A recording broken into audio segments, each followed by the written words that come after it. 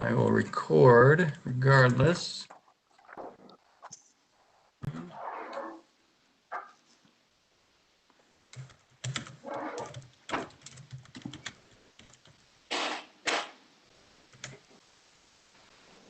I would say go ahead.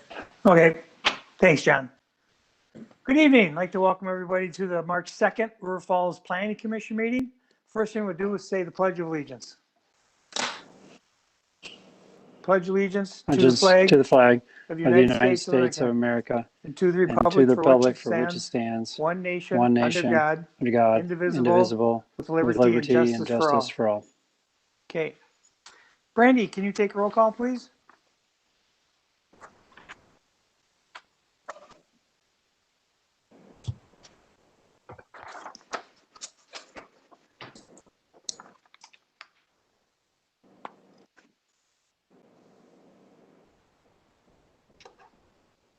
We can't hear you, Brandy. Can't hear you. Unmuted.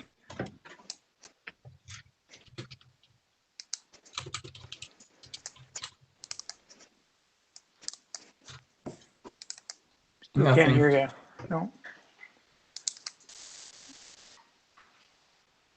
No? There you go. Oh, there you go. Oh, you're here now. Okay. All right, Moody. Here. Okay. Prendergast. Here. LaRue. Here. Hopland. Here. Holtkamp. Here. Watson. Here. And Mayor. Here. All present. Okay. Thank you. Next, we have approval of the minutes from the February 2nd meeting. Mr. Mayor, I would like to approve the minutes with a correction at the adjourned time. It states that it adjourned at 6:27, which is 3 minutes before we started. So with that correction, I would like to make a motion to approve the minutes from February. I'll second that. Okay, we got a first and a second. Any other comments on the minutes? Okay, Brandy, we have first and second with the amendment of the minutes or the hour.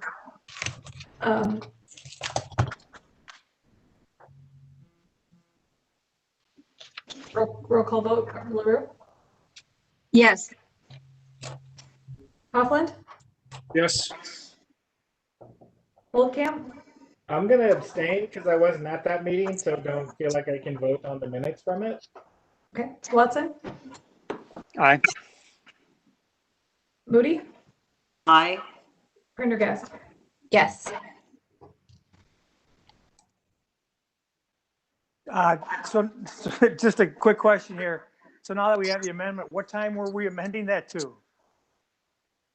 I forgot that. I didn't think to ask. I'm assuming, Brandy, you have the right time.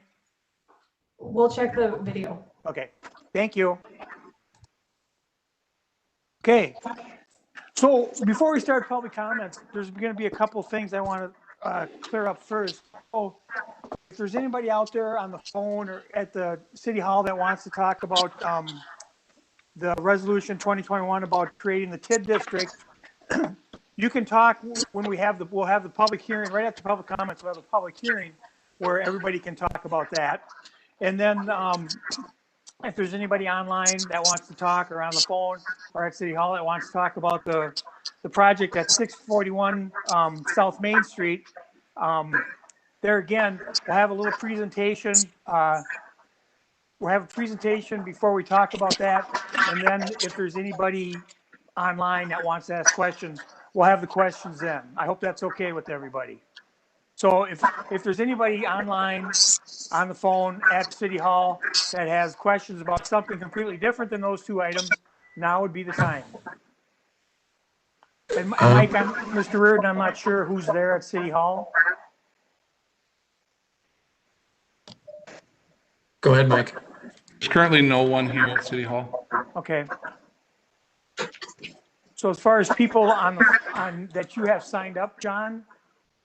So I just unmuted Sam. So I do have a list of people, but I'm not sure what they are interested in talking about. So Sam, if you could help me out with that. Yeah, first off, I'm getting a lot of feedback. I think several people are unmuted right now, but let me quick bring up my notes here.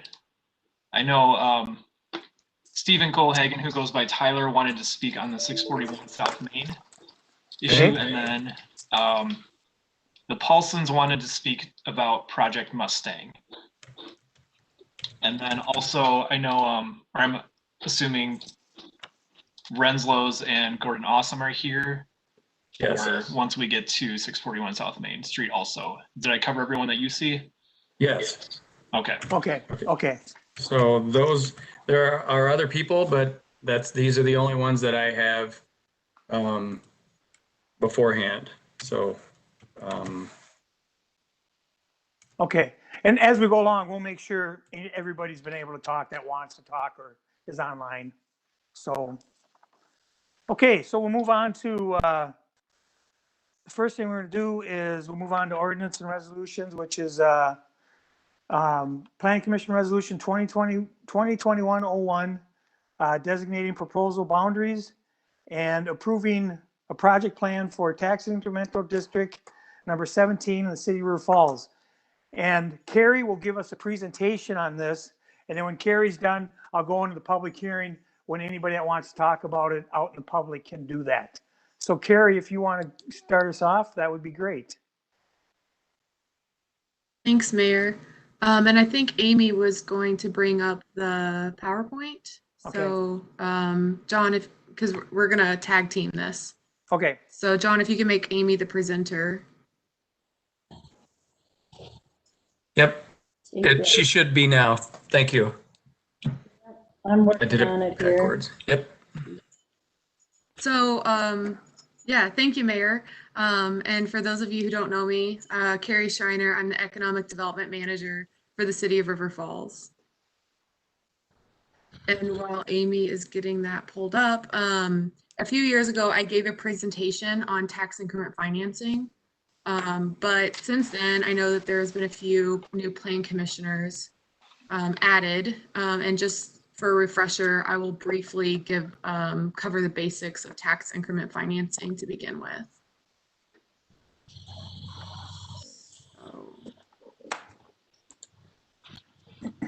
I think you want to switch your presentation, your display settings, Amy, because we see your speaker notes.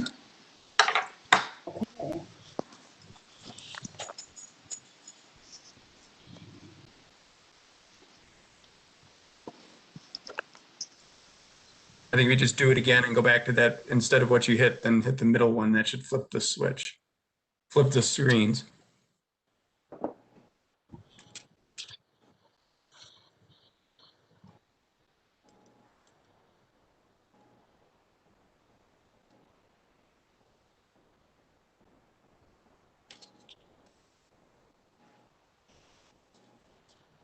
Perfect. There we go. So if you want to go to the next slide. Perfect. So tax increment financing, so otherwise known as TIF, allows city to capture incremental property tax revenue from growth in a defined area, otherwise known as Tax Increment District or TID, and use that revenue to benefit that area through public improvements. TIDs also help to promote economic development and redevelopment, address lack of other incentives and financial resources, promotes job creation, tax-based growth, promote cooperation between public and private sectors, and it helps counteract economic downturns. Since 1976, tax increment financing has been the most powerful and widely used economic development tool in Wisconsin. And a few examples of public improvements that were constructed through TID include the infrastructure in Sterling Ponds Corporate Park, the traffic signal at South Main Street and East Walnut Street, and the property purchase to construct the trail around Lake George. Next slide, please.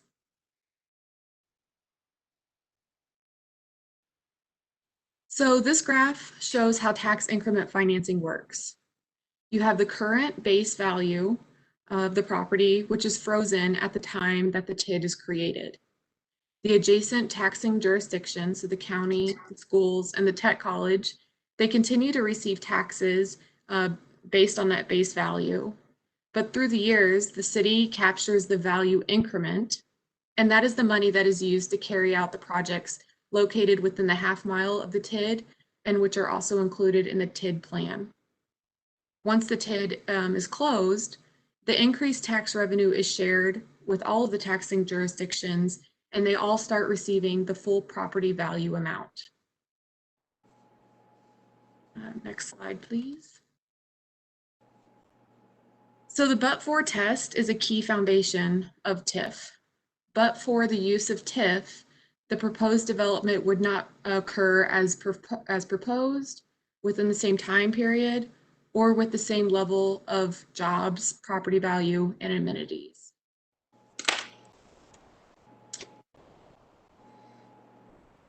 So this table shows the different types of tax increment districts and how many years each of the districts can be opened. So the TID you are reviewing today, TID number 17, is a blight elimination district, and it can be open for up to 27 years. Next slide, please. So now I'll talk a little bit about the process for creating a TID. So after the TID plan is created, the TID has to be approved by the Joint Review Board, or the JRB. This is a board that is made up of representatives of each of the local taxing jurisdictions. So, and the JRB members for River Falls include a city representative, a county representative, the River Falls School District representative, Chippewa Valley Technical College District representative, and a public representative. The JRB had their first meeting for TID number 17 earlier today. Then it moves on to a public hearing of the Plan Commission, which we are having tonight. And I'll go into a little bit more detail about the Plan Commission's role in creating a TID in the next slide. From there, it'll move on to the City Council for their approval. And then the JRB will have a second meeting, and at that meeting, they will approve the tax increment district. Finally, the state will review the TID to make sure it is legal, and then they will approve it as well. Next slide, please. So Plan Commission's role in TID creation, their role is to hold a public hearing, which we're doing right now, which allows the public a reasonable opportunity to express their views, review the district's boundaries and the draft TID project plan, and determine that they are in conformance with the comprehensive plan, which Amy will discuss in a little bit more detail here in a minute. And finally, it's to provide a recommendation to the City Council. So now I'll turn it over to Amy, and she'll provide details specific to TID number 17.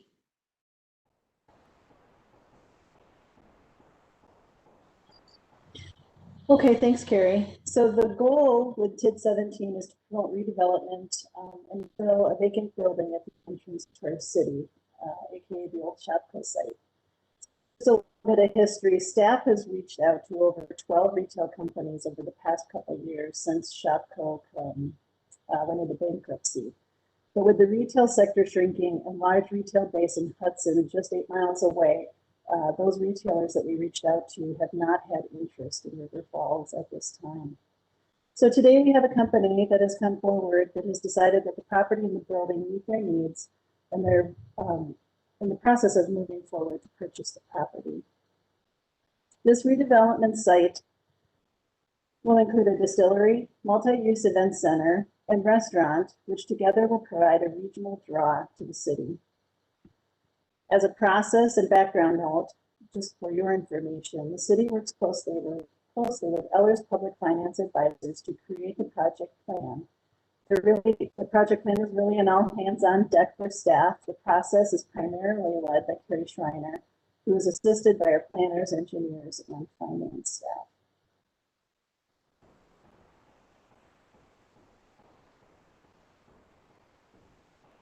So the proposed boundary of TID 17, again, Carrie mentioned it's a blight district. It comprises almost 12 acres of the former Shopko site and the 4 acres just north of the site.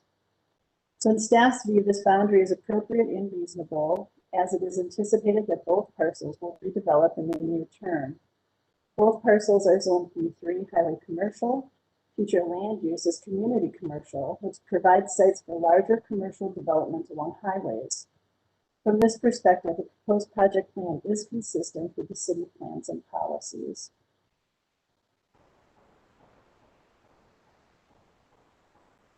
As staff prepares the project plan, we look at infrastructure projects within 1/2 mile of the district that are necessary for the project and will enhance the area around the district.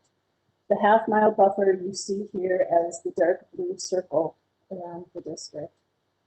Future projects that are proposed to occur within the district's life total just over $2 million.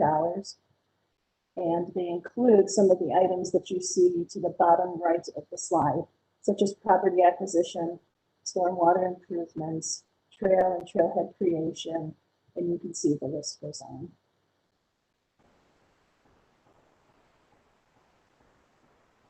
After the proposed project list is compiled, Ellers turns to ensuring that the district will cash flow. As this analysis is completed, the city almost always tends to the conservative side of the finance projections. For example, the tax rate is held steady throughout the 27-year projection rather than increasing it throughout the years, which would most typically happen. You'll note that just over $7 million in added value is being projected in this TID for Project Mustang. That comes in at year 2021. And then another $3 million is projected in year 2026 for development on the site to the north. Again, I would say that that is a modest projection for development on that site. The base value of the TID currently is just over $2.4 million, and the projected future increment is over $5.6 million over the 27-year life of the TID.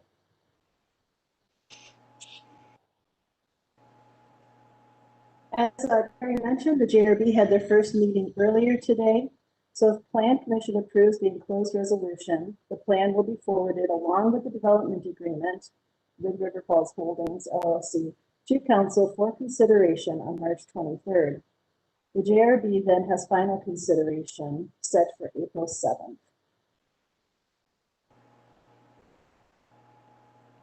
So staff recommends approval of the resolution enclosed in your packet that designate the proposed boundaries and project plan for TID 17.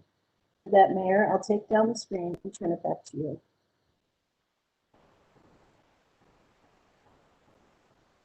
Get back on here, sorry. So one thing, Amy, I'm glad you touched on the fact that the city actually reached out to a lot of different types of retailers around the area and the nation about coming to the site, because that's something we don't normally do with open spaces in River Falls. So I hope people realize that we tried to get a lot of different places to come here and nobody's just interested right now. So thanks for bringing that up. So let's, so from here, I'm going to close the public hearing, or I'm sorry, I'm going to use the council meetings. I'm going to close the planning commission and we'll open up a public hearing. So, John, if you want to get the people that are online or on the phone that want to come in and talk about this. We have one, the Paulsons. Okay. So I'm bringing them in right now. They're coming onto the screen right now and Okay. muted. Go ahead, please. Hi, good evening. Thank you for having us. Sue and Dave Paulson here. And in general, you know, we support the development of the area. And this was kind of our first look at what the area is. And we appreciate the opportunity to speak today. Just want to let you know that we're business owners in the area. We own Dave's Automotive and Transmission, which is right across essentially the parking lot from Sears, or from Shopko, right next to Sears. Our concerns really fit into two themes, and I'll cover a little bit and then I'll turn it over to Dave. Some of the concerns we have just around the project itself and if and when it moves forward, would be a proactive request to be made aware of any of like the planned road changes or impacts to any power, light, water, gas technology. So the businesses in the area can plan accordingly around any of those kinds of impacts in order to accommodate work schedules, deliveries, etc. And then similar, if it does move forward around a request to be provided status updates on any unplanned road closures or impacts to, you know, power, water, gas, or technology, so we can plan any contingencies that we might need to do as small businesses in order to still do our work for whatever that time period is that we might be out of water or gas or technology, etc. And so that's really about the project itself. I'll turn it over to Dave to talk a little bit about the area. So like one of our concerns is it's with the mix of businesses in that area, as we being an auto repair business, we do have semis and trucks delivering parts basically on a daily basis. In the summertime, we have our doors open, so we have noise of automobiles running, and you know, for test driving and stuff like that, and our tools and our equipment that we use. It does create a small amount of noise, but we're concerned with what that's gonna, you know, if that's gonna affect the new members or the new people that are coming into the area. And we're kind of concerned with how large the banquet center is projected at, and is there going to be ample parking? Because I'm wondering if there's going to be, like, for overflow parking, if people are going to be parking on my property and neighboring properties. Is kind of one of the things. And you know, we're willing to, you know, we're all for taking care of this piece of property and getting it, you know, it's an eyesore, if you will, and we all get that.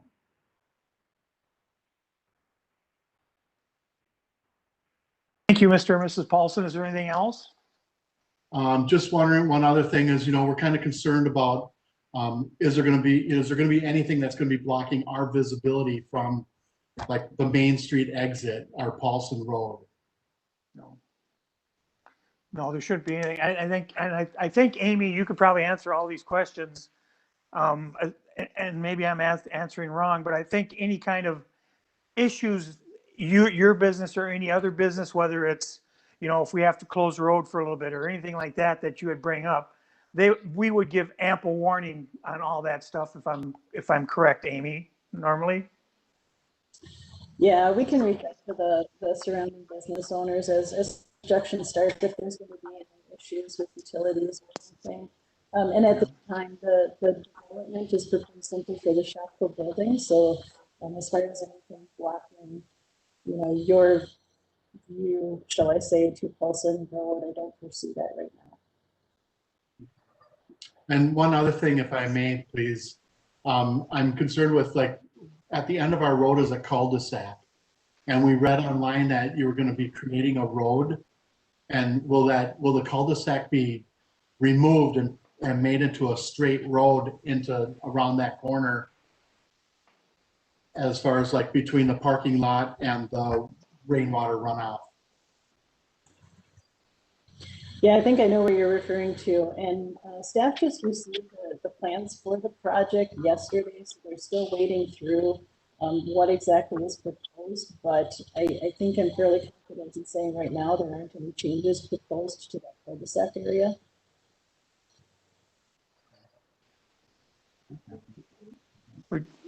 Right. Thank you for your time, Mr. Mayor. No. Thank you, everybody. Thank you for getting online with us. We appreciate it. Absolutely.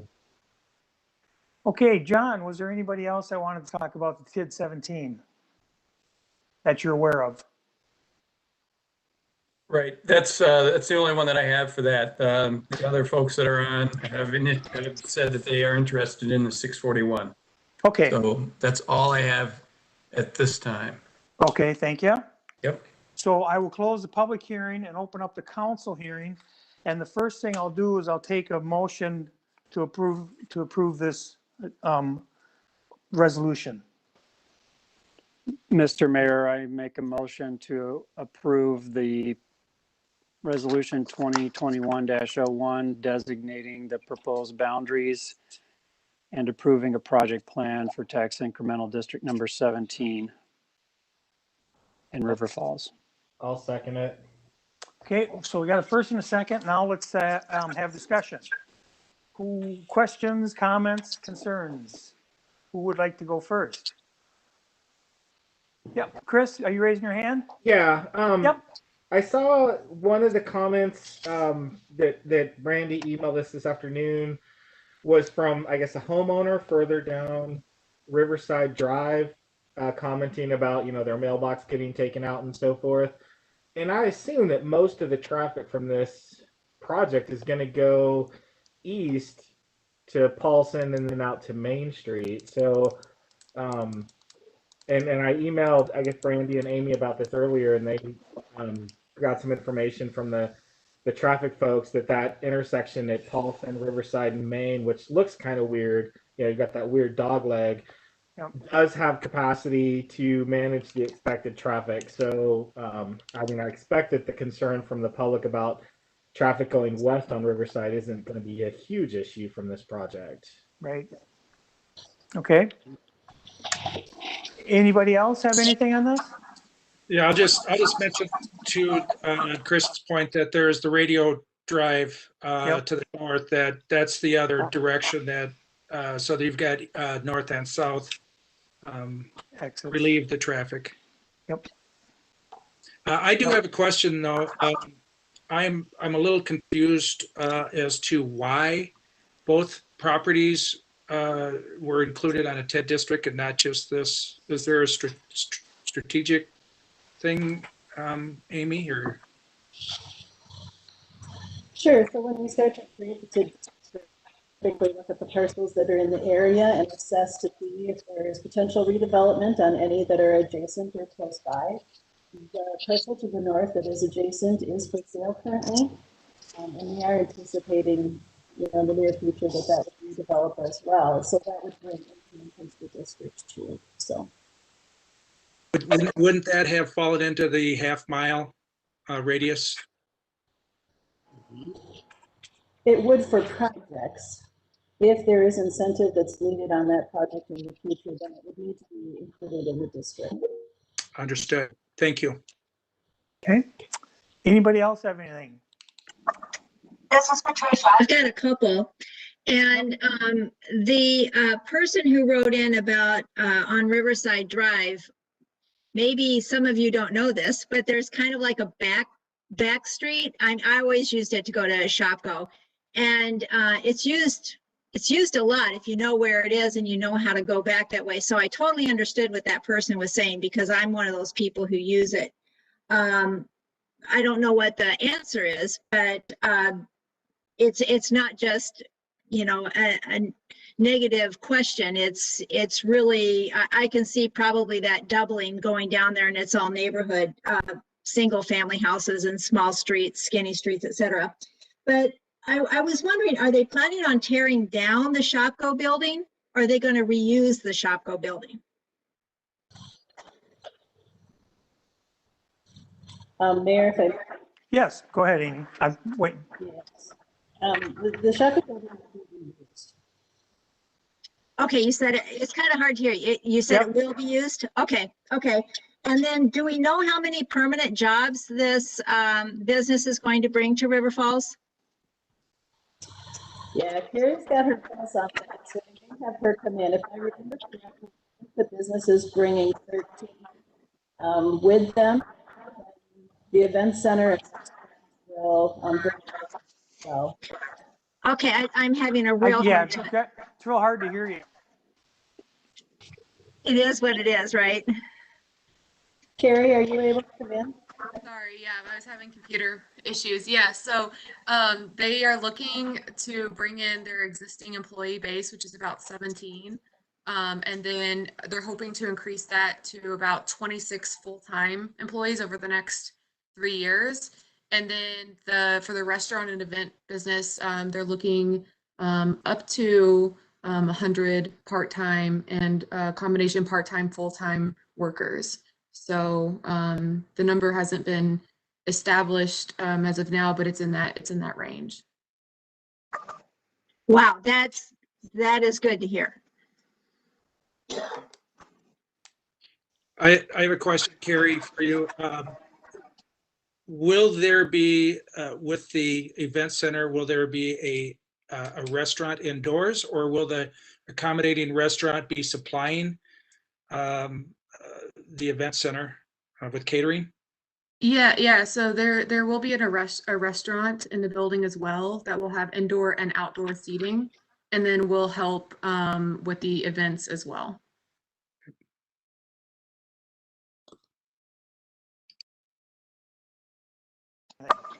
This is Patricia again. Another real advantage to having that being an event center, there is the Cork, the Kinney off-road cyclists that have, I guess they're not called tournaments. I don't know what they call, but they have events out on Whitetail Ridge.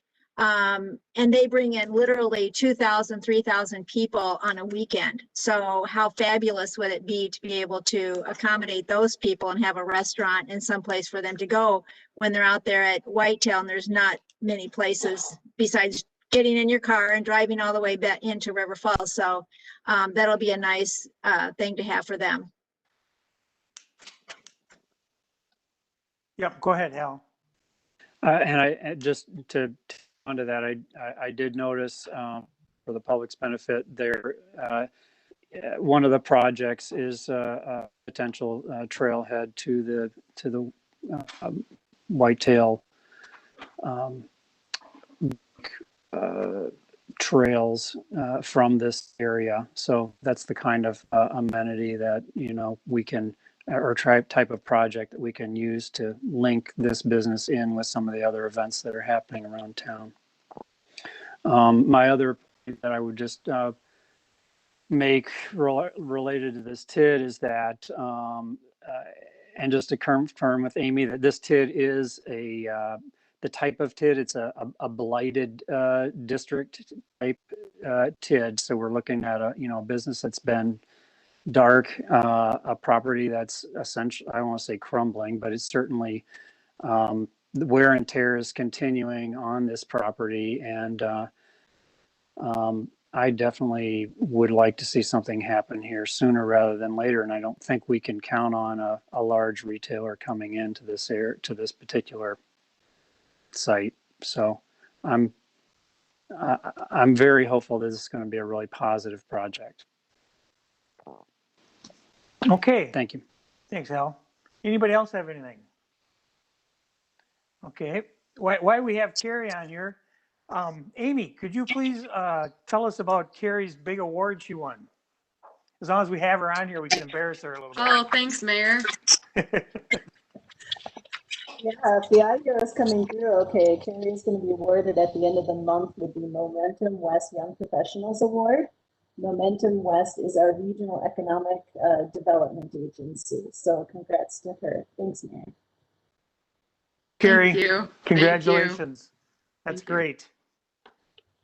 Okay, so we got a first and a second. Brandy, if you could take the count.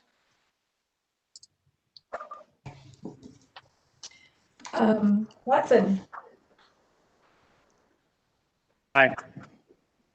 Holtkamp, Aye. Coughlin, Aye.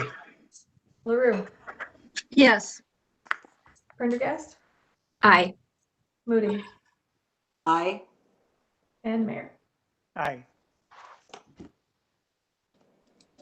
Okay, thanks, Brandy.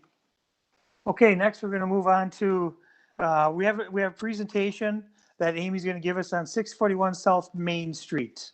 So we'll do the presentation first, and then if there's any public comments, then we can get to those. So if you want to take it away, Amy. Okay, I'll get the presentation set up and Yep. keep me apprised of my audio, please.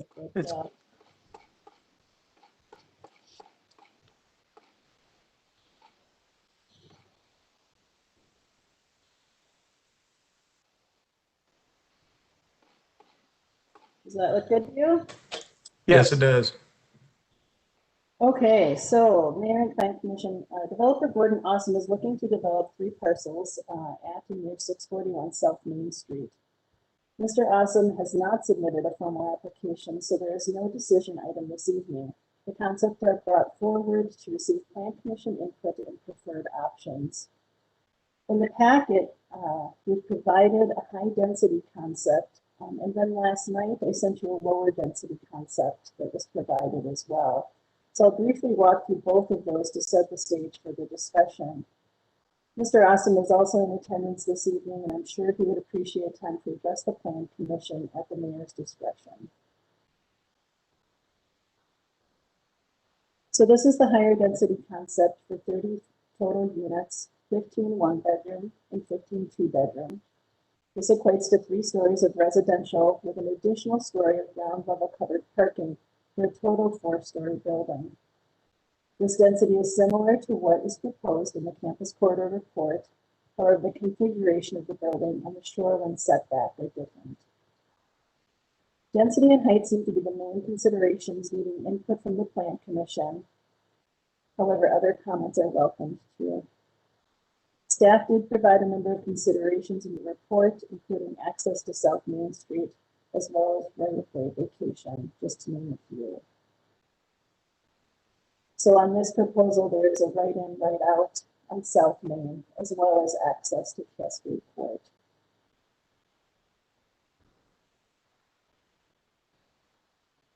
So this is the proposed concept from the campus corridor report that I referenced on the last slide. You can see here on the right-hand side of the layout the 3 parcels that are involved and the right-of-way vacation here. You can also see then on this left graphic in the blue is the building that was proposed in the report.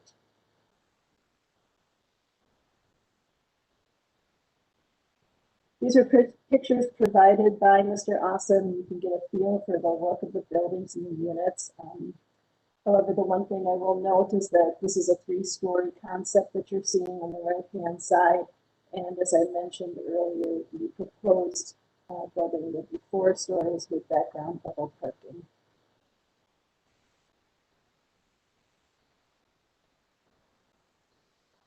So if we switch now to the less dense concept that was provided via email to you last night, this includes 8 single-family homes in a bit more of a pocket-type neighborhood configuration with front porches that would face Main Street.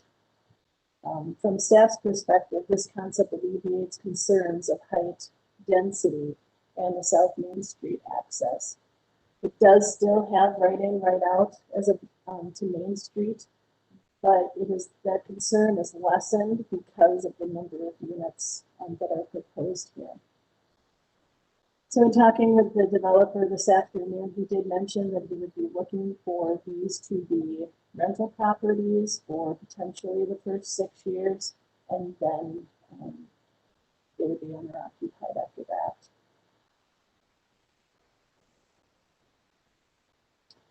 So here's the floor plan for those units that include 3 bedrooms. It's just over 1,100 square feet of living space, so it's more of a cottage type scale.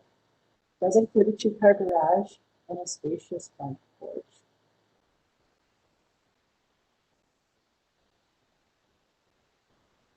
So these 2 concepts are very different, and hopefully they've provided the Plan Commission ideas on both sides of the spectrum for discussion. So with that, Mayor, I'll take down the screen and I'll turn it back to you.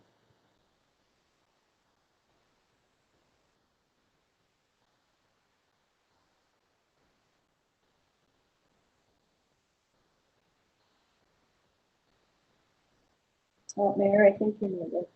Oh, sorry. So if Gordon's online, if Gordon wants to say something, he can go ahead and say something now, and then we'll go to anybody that's online in the public that has any questions about this. So Gordon, if you're on board, go ahead. I am. Thank you. Good evening. I appreciate you looking at this again. For some of the new members of the commission and public, I've been pursuing development of this site since fall of 2019. And we first looked at it as a townhome project. I looked at what the planning efforts were for an apartment development as well. But until that whole issue of the shoreland setback was resolved, we really couldn't present the alternatives. So my apologies for the late submission of single family version, but done with this site. It's designated an opportunity zone site. I think it's prime for redevelopment of the city, and it can fit what your vision.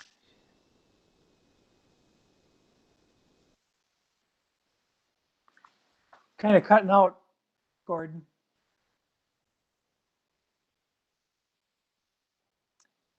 Oh, I think we're losing Gordon.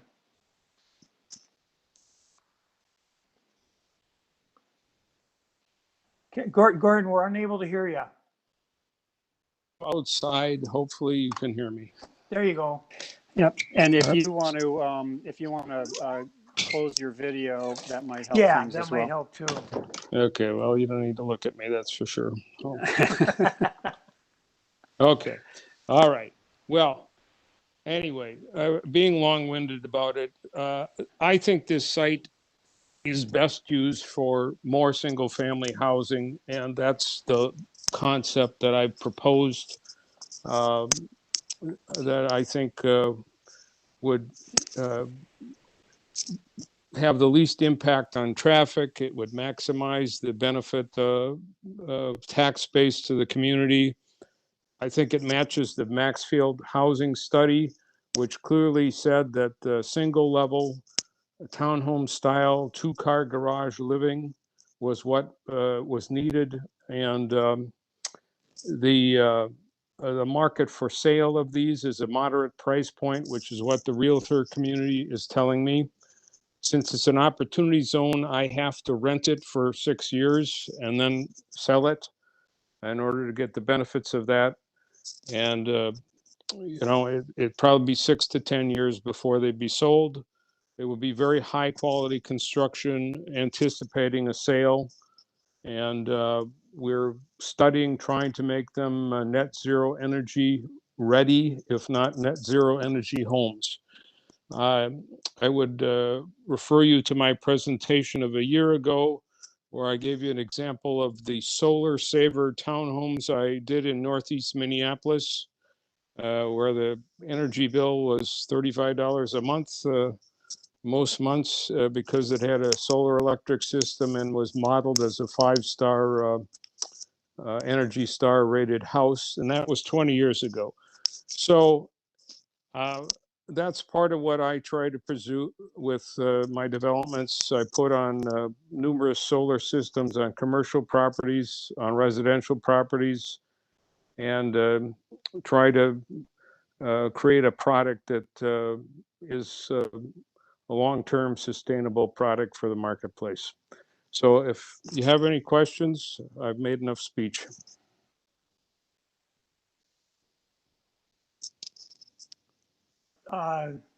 John, let's get to the people that would like to comment on this. Okay, we have the Renslows, and we have Mr. Sullivan, Jim Sullivan. Okay. And Tyler Colhagen. Okay. Well, let's start. You said Renslow's first? Renslows are there. Okay. And I'm sorry, who was after the Renslows? Colhagen, Tyler Colhagen, and Jim Sullivan. Jim Sullivan. Okay. So we'll go ahead with the Renslows if they want to go. This is Jim Renslow, and my wife Terry's here with me.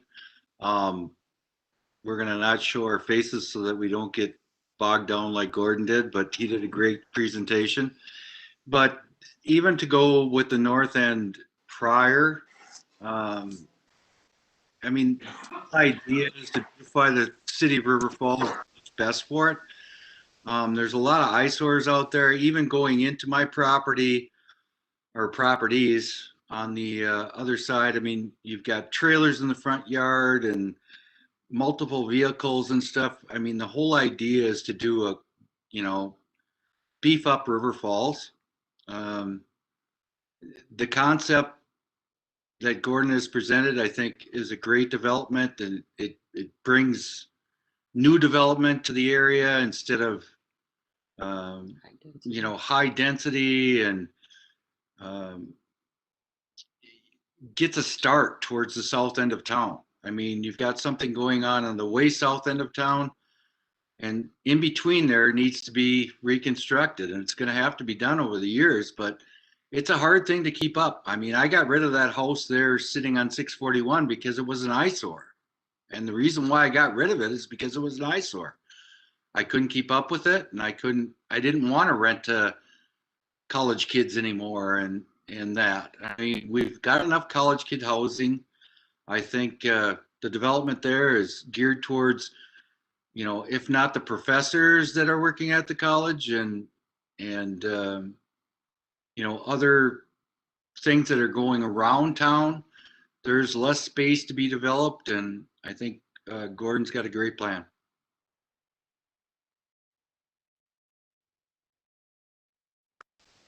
Mr. Sullivan.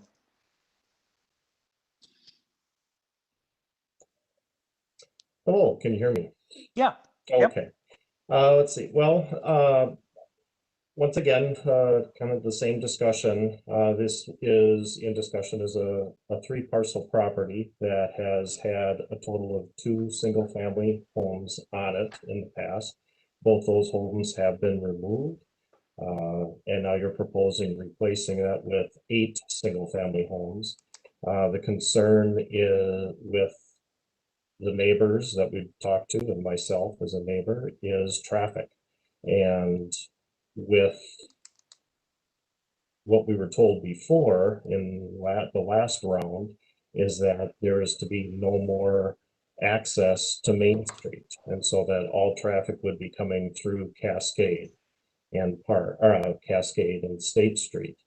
And even with an 8-plex, so looks like 2-car garage plus a single car parking outside, 3 bedrooms, potentially 3 cars, you're looking at 24 additional cars on this short little street.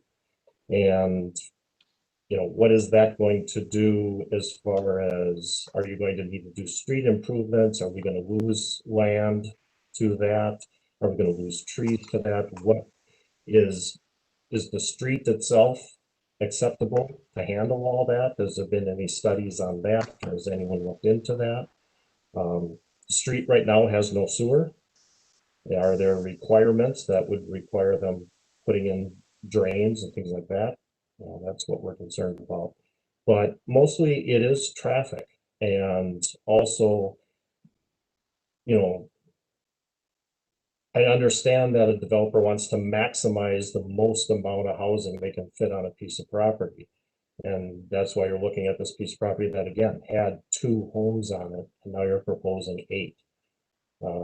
We would love to see 2 more single-family houses replaced the 2 that were there when the property was purchased and how it was used. Just seems like, big, a lot of development immediately when you cross the bridge there. I don't know if that's really the best use for that property. It would maximize the value of the property, but is it the best use? Thank you, Mr. Sullivan. Mm-hmm. Next, I hope I'm saying right. Was it Mr. Cohagen? Close enough. Colhagen, but yeah. Oh, Cohagen. Sorry about that. Yeah, no, that's everyone gets that wrong. So, yeah, I guess our concerns were kind of along the same as Jim's. Was that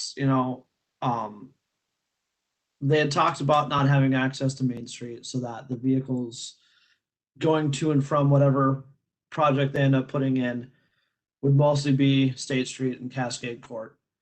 I have 2 small children, Right now, this road is a dead end road. There's very little traffic on it. So my kids are always out there riding their bikes or taking advantage of the fact that it is a dead end road. And I like that about this neighborhood.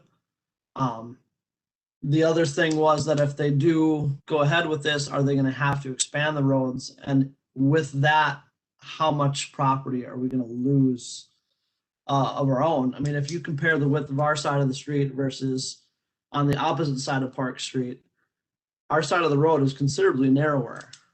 I mean, we had issues this winter with plowing, getting them to plow the road wide enough that we could get 2 vehicles down it. It was barely a lane and a half wide. I wouldn't even say lane and a half wide after they plowed it this year. And I had to email the city several times asking for them to come take a look at it and get somebody to plow it. What's going to happen when you have, like Jim said, you have 16 or 20 cars going in and out of these properties? You know, how is that going to create issues for people trying to get in and out? And then with that as well, we have one of the smallest lots in this section. And losing a piece of our property because they want to widen the roads would be a pretty considerable hardship on our family. I mean, it's a tiny little yard. And like I said, I got 2 kids. They're always outside in the summer all day long playing out there. So, you know, that was one of the biggest concerns for us is we've been fixing up this property since we bought it. We've done a ton of work on this house. And then to have, you know, put all this work onto it only to lose property to a project going on down the road. You know, what is that going to do to our value of our place?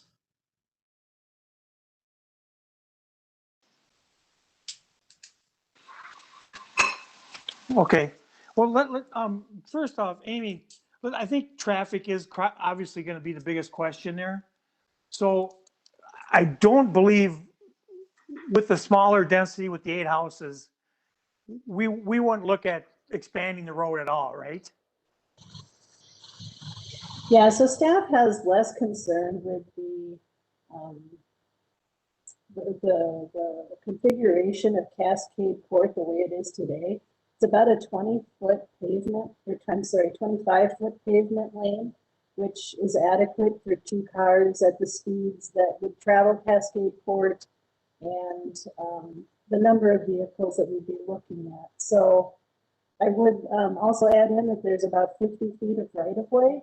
So if at some point in the future Cascade Court would need to be improved, that right-of-way is there for the city to improve that street. Regarding the access to South Main, if I can add in that, Mayor.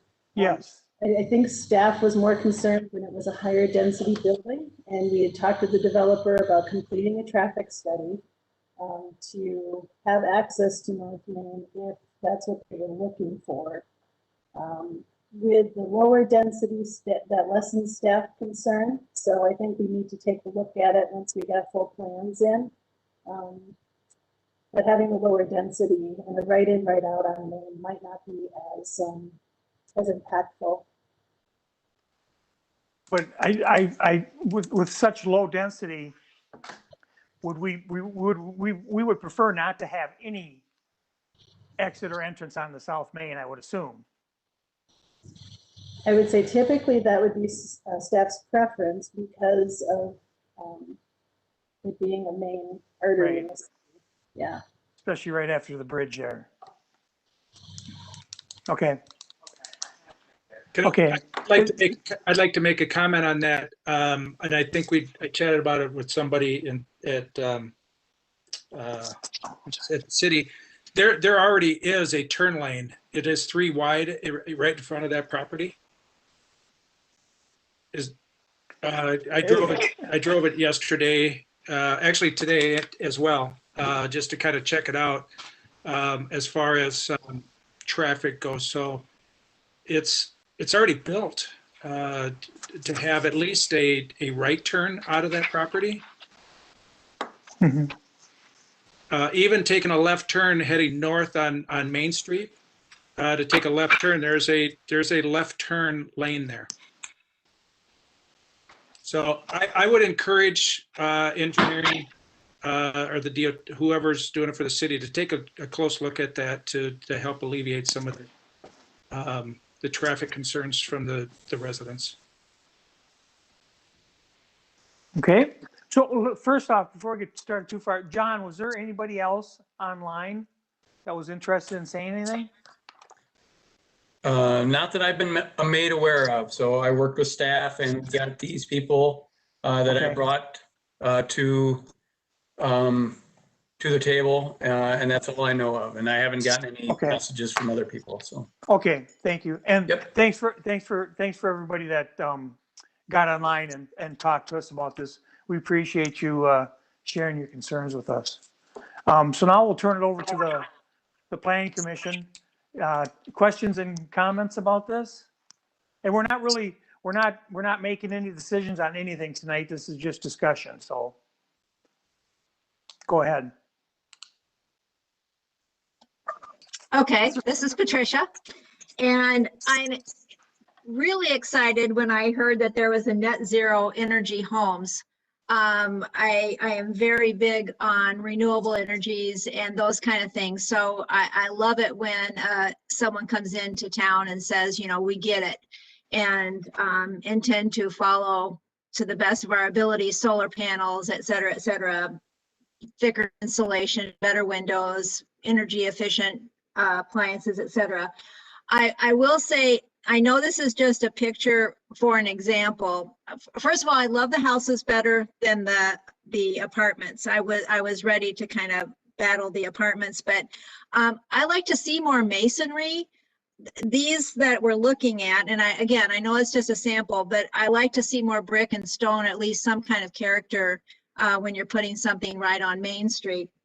And that's all I have. We'll get figured out as they move down the plan. What do the members think of a development like this there? What's their thoughts about something like that right there?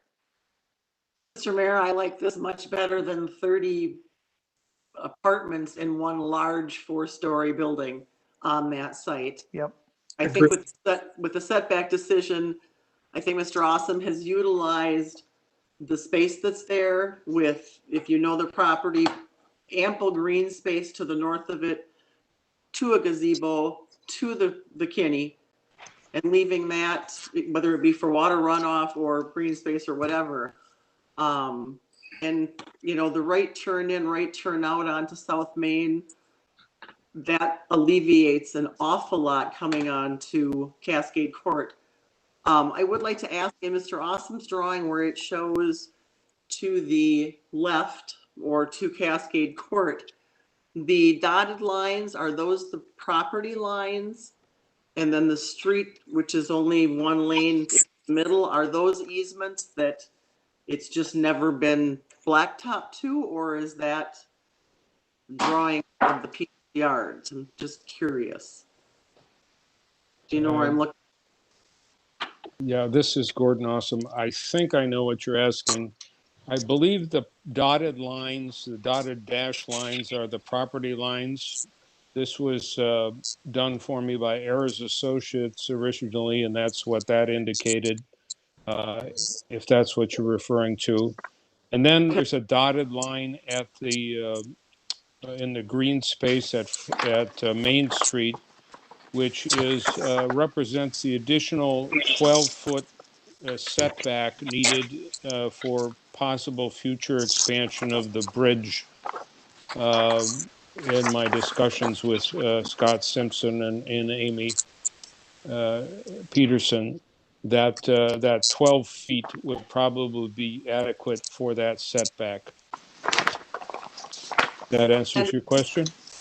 It does. When Mr. Kohlhagen spoke about his children and not losing yards and whatnot, I'm just curious if what they're utilizing is just right of way that's never been paved, so that, you know, the property is there if the road would in fact need to be enlarged. I'm just curious by the drawing if that's true to life or right.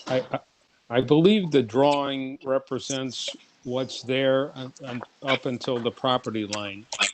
But that I really do need to do the civil engineering before I can I promise you that's what it says. I like So, the redesign, Mr. Awesome. I think you've taken into consideration all of our thoughts and comments from previous meetings and put something more conducive to that location. So thank you. thank you. Thank you. Well, I want to give the customer what he wants for a house and the city what they want for development. So, thank And you. everybody. Okay. Okay, go ahead, Hal. I think quite relieved not to see, or that you're headed in this direction. I like this idea of little denser pocket developments with single family homes, single story, affordable. This is I think a good trend, and for infill development that, not everything has to be a large apartment building in order to be saleable, and there is a niche. I think I agree with you for this type of housing for junior professors just coming into the city around the university, and other young professionals. So thank you for taking a step back and just being flexible. I also do appreciate, the compromise that was put forward on the setback, although I didn't support it at first. I think it's reasonable, and I'm happy to see some public access being proposed in this drawing to the river. I know that's a concept, but I think it's an important one, and I very much appreciate that as well. In terms of the neighbors and just the traffic, traffic is definitely going to be a concern. We're going to have to get this figured out. And I think the right in, right out is a good start off of Main Street. Hopefully that will do it. But I think all the neighbors will probably tell you, and any resident of River Falls that spends any time at Glen Park, making a left-hand turn out of Park Street onto South Main is not an easy thing to do necessarily. You can wait quite a while. So I think we're going to have to be careful about this traffic situation, and I'm looking to hear more solutions and discussion on that from staff and from the developer. But overall, I'm feeling much better about the direction that this is headed. So thank you. Thanks. Anybody else have anything they want to talk about? Yep. Go ahead, Greg. Thank you. Yes, I will concur with everybody else. It's a relief with this design. I thought we were going to have something on our hands with this. But I do have a few questions, and it's really more for Mr. Awesome, just some feedback, because I think that's really what this is about. There's a couple things. Rental versus purchase, you've answered that question. The one set of buildings are set up at an angle. Why is that?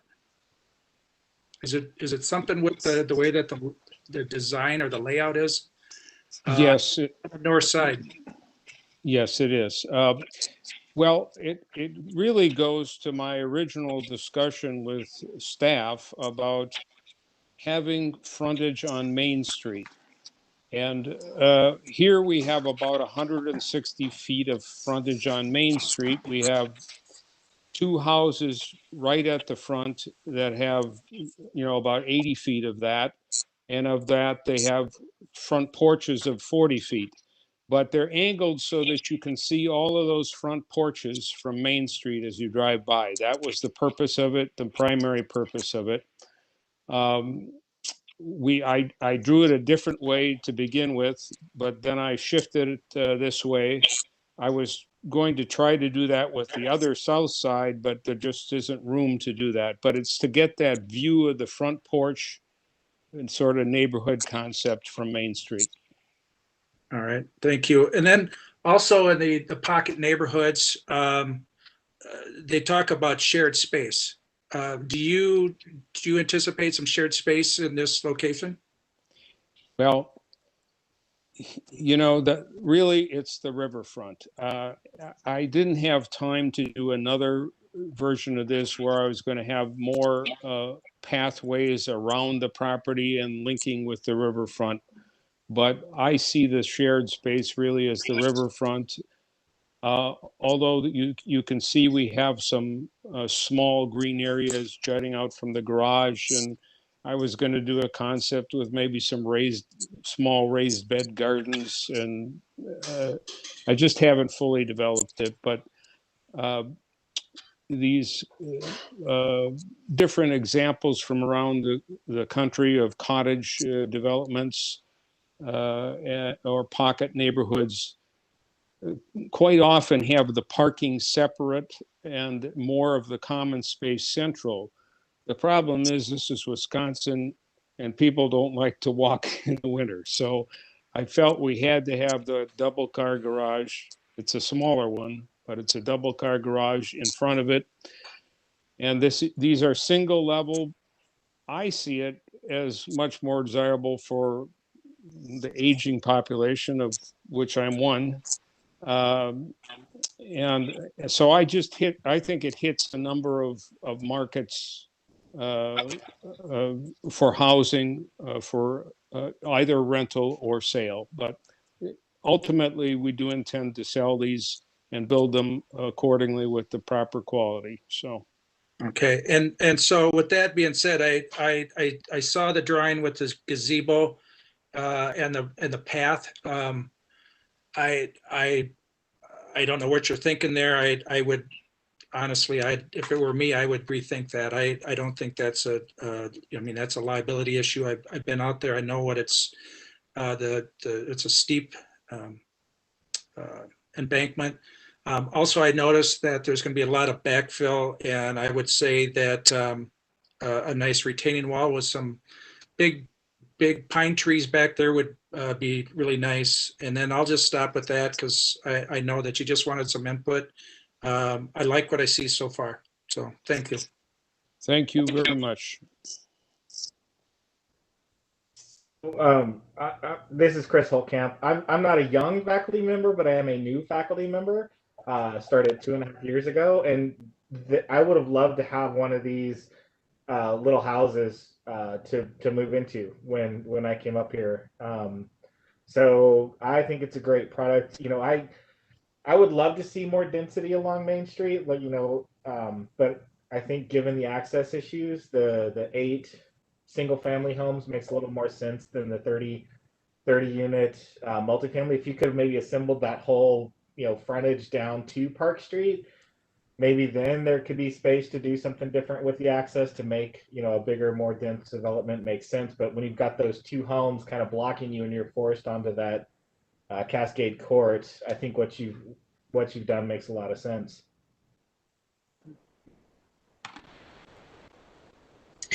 I don't have anything to add other than just appreciation from my fellow members kind of saying what was on my mind. So I don't have anything to add, but thank you to the developer from your pivot from the discussion from the prior presentation. So thank you. Nope, I couldn't agree more. Anybody else have anything on this one? So Gordon, I hope that helps you moving forward with as you finish the design on this and it comes to staff. Amy, is there anything else? Oh, go ahead. I just want to say thank you very much. I will bring you back a better product and refined for your consideration. Okay, thank you, sir. Thank you. Amy, is there anything else you need from us on this? No, I think these comments are helpful. I would just add in to Craig Houghlin's point about the setbacks and the angles that is proposed currently. I think staff has some capacity to work with the developer regarding the setbacks that might be able to provide some changes to where the things that are laid out, especially if this is coming forward as a PUD. We've got the flexibility within that tool to be able to do that. So we can continue work on that. Excellent. Okay, so let's move on. We'll go on to our director's report with Amy. Okay, thank you, Mayor. So I believe I've mentioned to all of you when I spoke with you in our one-on-ones that the annual report was not included in the packet. So please look for that in the April Planning Commission packet. So just a few highlights from the director's report this time. There is a link in your packet on page 3 of the director's report that I'd encourage you to check out if you haven't already. Sam Russell and Carrie Schreiner worked together to create an available sites map for development. So it's very similar to development projects map if you visited that one in the past, but this one is specific to available sites for development in the city. So we'll be using that as we send out information to developers in the future that are looking to develop here in the city. So check that out if you've got time. The other thing I was going to mention was that engineering staff is working on an upgrade to our GIS system that will take place this year, and it's going to provide an opportunity for us to have a public-facing system in the future. So staff is really excited about that, and I hope as things go forward and we've got more opportunities in GIS that you guys will be able to appreciate those as well, as it'll give you some additional access to our GIS system eventually. So. Engineering is also working on the annual stormwater reporting, and we've kicked off the 2022 to 2026 capital improvement budget. So that's all I have, Mayor, unless there are questions from the commission. No? Okay. I'll take a motion to adjourn, and then we'll go into our workshop. Mr. Mayor, I make a motion, we adjourn the Planning Commission meeting. I'll second. Okay, Brandy, we have first and second to adjourn. Okay, Moody, Aye. Prendergast, Aye.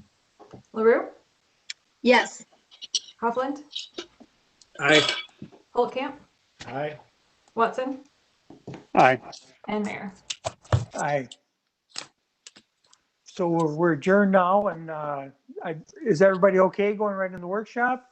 Do you want to take a couple minutes to bathroom breaks or get something to drink, or are we okay with going straight into it?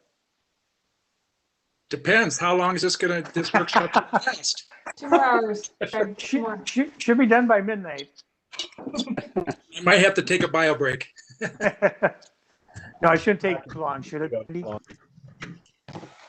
All right, do I have presenter status, John? Yes, you do. Oh, okay, you're way ahead of me. All right, let's see here. Screen 2.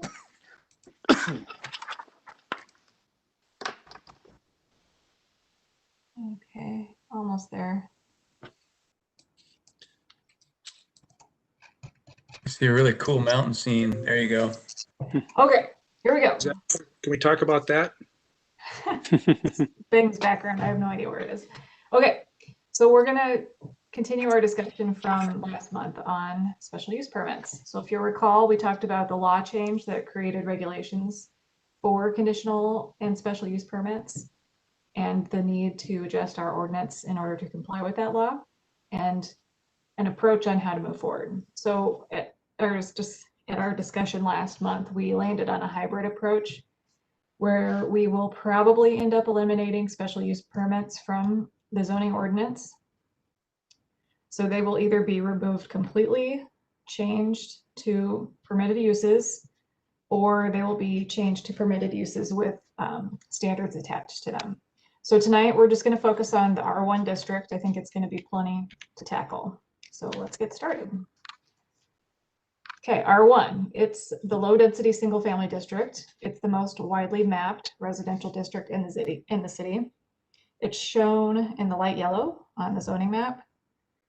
The intent of this district is to provide a quiet, pleasant, and relatively spacious living area, protected from traffic hazards and intrusion from incompatible uses.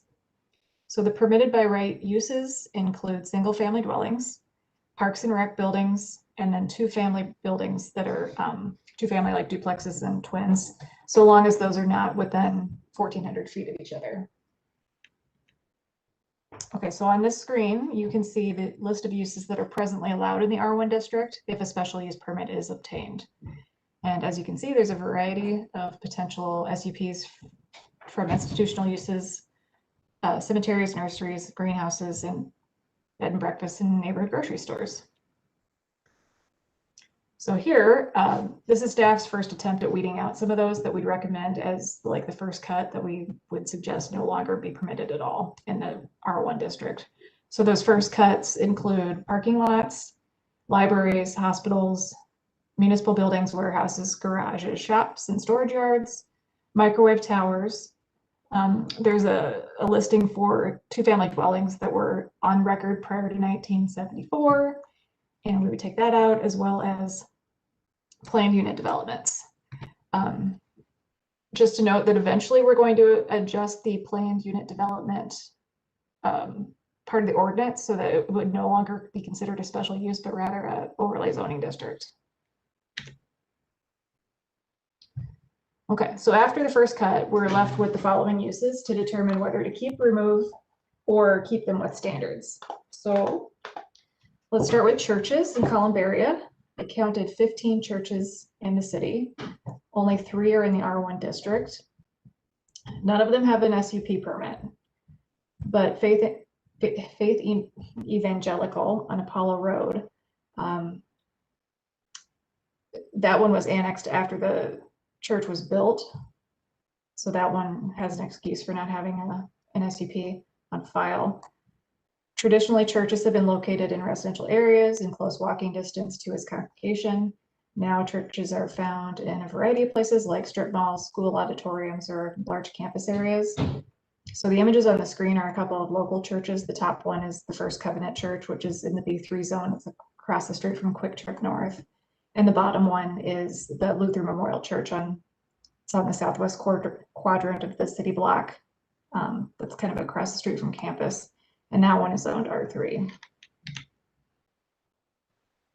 So because of the variability in building and congregation sizes that can impact a neighborhood, it's a fairly standard approach that many communities require special use permits for churches.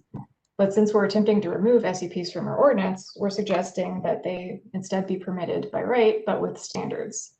So when you're thinking about applying standards to certain uses, it's important to pick a standard that's measurable and directly linked to the possible impact that the use might have on the surrounding properties. So in brainstorming how churches might impact the neighborhood, we should consider the following possible conflicts: traffic and parking, noise, electronic signs, and other design factors. So the ordinance currently has height limitations in each zoning district and specific parking requirements for churches. So we kind of have those covered.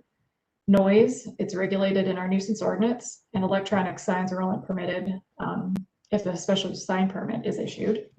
So what we're missing in our ordinance currently is landscaping, screening, and other design standards.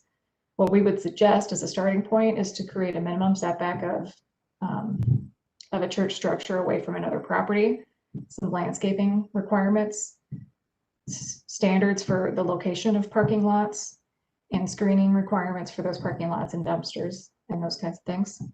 And regarding Columbia, these are not likely to be a principal use, so therefore we're suggesting that they be permitted as an accessory use wherever churches are allowed.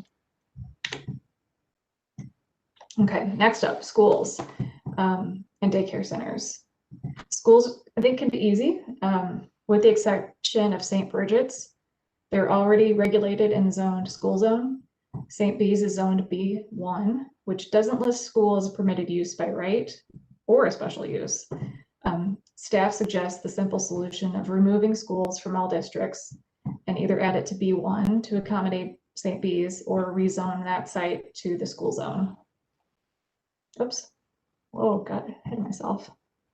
Okay, so daycare centers. According to Wisconsin Department of Human Services website, there are 10 licensed or certified daycare centers in the city. 5 of them are in the R1 district. Of those, I was only able to confirm that one of them has a special use permit on file. The one with the SEP operates out of Faith Evangelical with a maximum of 18 children. The maximum capacity of the others is 6 to 8 children.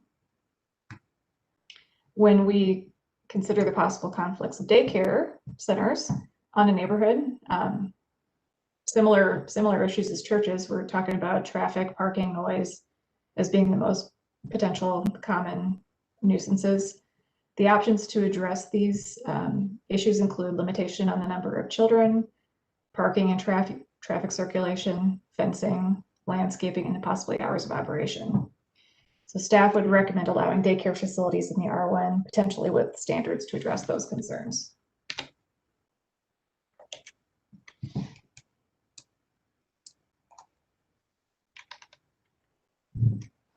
So we have a couple of remaining uses that were on that initial list. So nurseries and greenhouses, cemeteries, neighborhood grocery stores. So I thought that we could kind of open the discussion up with Plan Commission at this point, talk about those three uses, plus if you have any comments or suggestions or changes for the ones that I mentioned, the schools, daycares, or churches. And then next week, we'll talk about nursing homes, bed and breakfast, and Airbnb, Verbo kind of stuff. And then also that 1,400 foot separation rule between the single family homes and twin homes. So with that, I will turn it over to the mayor to open up discussion. Okay, we'll open up the discussion here. Oops. Yep, I gotta figure out how to change. How do I stop sharing, John? Brandy. There you go. Brandy, it's Chris. I have a question that may not be, maybe we'll talk about it next week about the duplexes. The duplexes that you're proposing to remove, are those different from the 1,400 foot spacing issue? Think of it like just removing that as a category of uses. So right now, the R1 district says you can have single family homes and you can have twin homes or duplexes, as long as those are located no closer than 1,400 feet to another one. So anything that's on the ground now is automatically just, it's a existing non-conforming if it doesn't meet those standards. Right. Okay.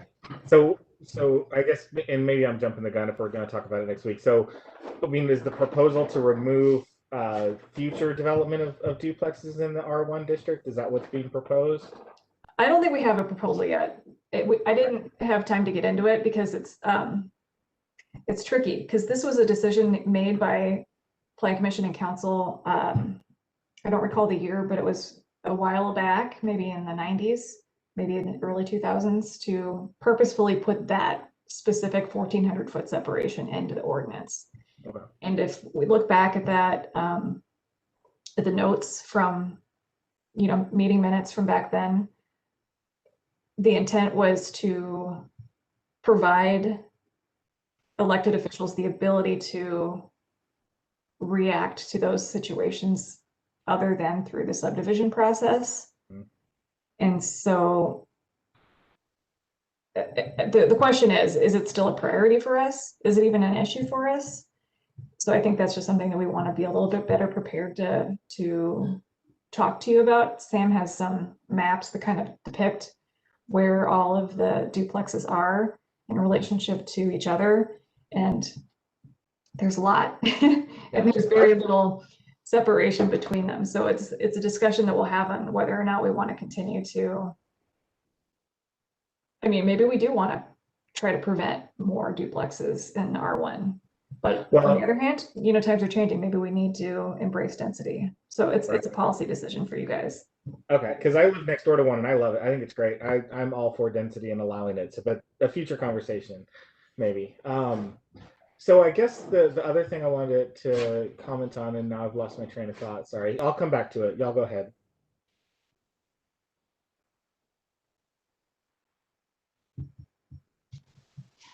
Does anybody else have anything?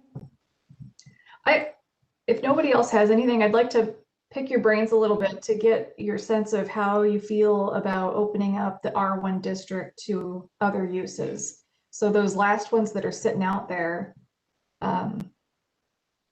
neighborhood groceries, for example. Yes. How do we feel about that? How do we feel about cemeteries? The neighborhood groceries, I actually like that idea in R1. Little grocery stores, people easy to get to, you know, especially with older communities like ours. I like that idea. Obviously, we're not putting up a mega grocery store. You know, Right. Obviously we'll have restrictions and stuff on stuff like that. I don't like the idea of other greenhouses. I don't like the competition. I was wondering about that. They don't want to be made illegal. No. We don't want to do that. I'm grandfathered in though. Oh, right. I would say if you're going to allow grocery stores, then I mean things like coffee shops, like that would sort of make sense to go along with that as well. To have kind of little neighborhood retail centers, I think, is a great idea. And I remembered what I was going to say about churches, because there is the Religious Freedom RFRA Act. I think it's Religious Freedom, whatever that acronym stands for, where there's been some conflicts with churches building like outdoor stadium, like not stadiums, but like outdoor stages and stuff, and having live music events, and they say it's part of the worship. So there have been some conflicts arising from churches in areas, and they claim the religious freedom allows them to do that sort of thing. So I don't know of any churches in town that do that here, but it could be an issue at some point if they decide to go that route. That could create some issues. Yeah. Hey, just a quick question, Randy. So, when like Chris bring up like little retail centers, coffee shops, little grocery stores, stuff like that. So, we got R1, which is usually, like I said, small neighborhoods, and a traditional neighborhood. What's the difference between what are a TND and R1? Yeah, that's a good question. So the T&D, I think, is probably kind of what we're looking to achieve in the R1 based on what I just heard from you. Yeah, so that's what I'm. That district it prescribes a mix of uses. So it's supposed to have single family, it's supposed to have duplexes, multifamily, civic uses, institutional uses, and commercial. And there's also standards built in that talk about the architectural, some architectural standards, setbacks specifically that are to pull you closer to the street, that are different than what we have in all the other districts. But in terms of mixing of uses, I think that's kind of what you're talking about, maybe to move closer to. Right. So that's good feedback for staff to have as we start thinking about updating the ordinance, but also moving into our comp plan. Right. Update too. Because personally, I like that idea of little coffee shops, little grocery stores, little retail, little areas like that. A church like we have now, which would, I guess, like you said, would be more of the T. What is it? What does TND stand for? Traditional neighborhood development. That's it. So yeah. So moving forward in the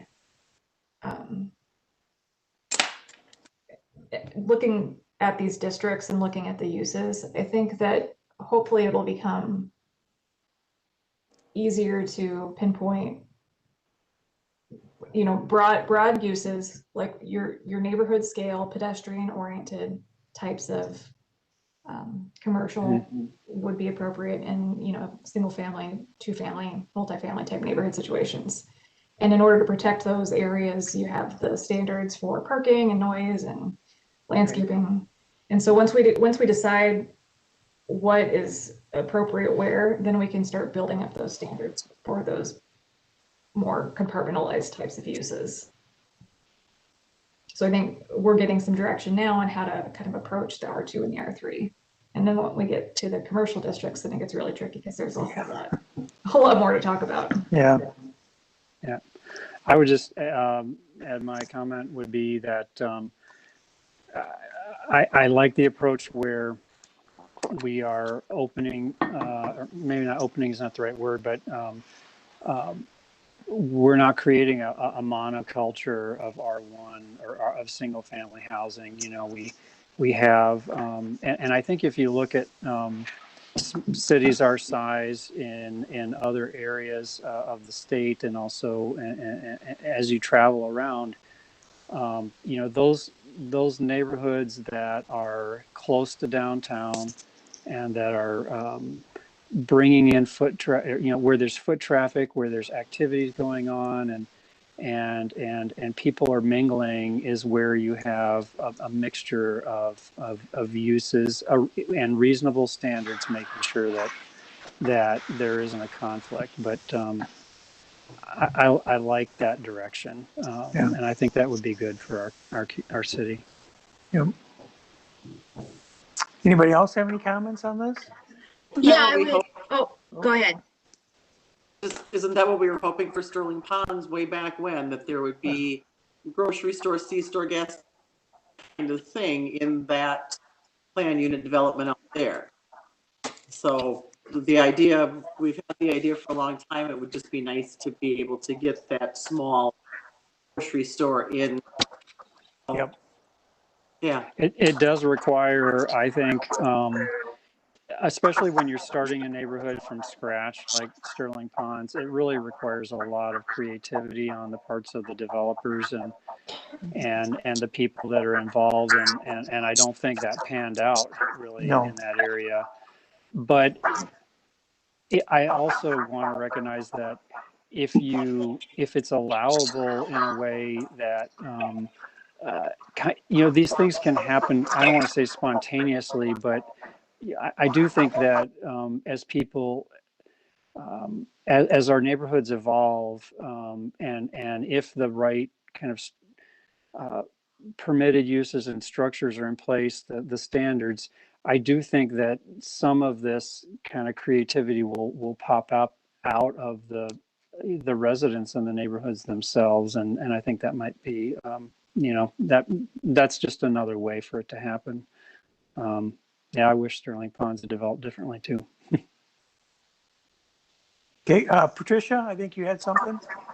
Yeah, thank you. I think whenever we can make our neighborhoods more walkable, that I like the ideas of coffee shops. And if you go off of Main Street in Stillwater and you wander their back streets, you get to a corner and there's a little ice cream parlor. You walk a little further down, there is a little grocery store. And so I think that just makes it neighbors meet neighbors.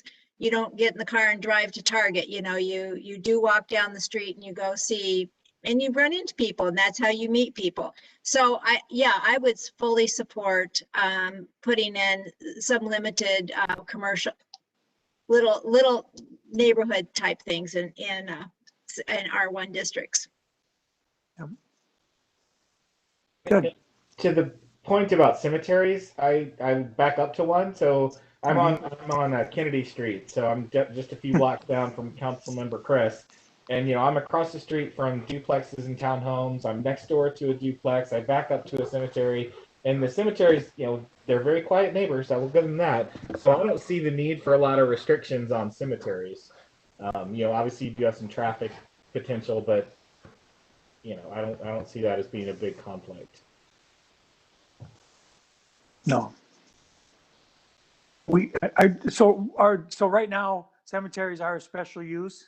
They need to get a permit for that, right?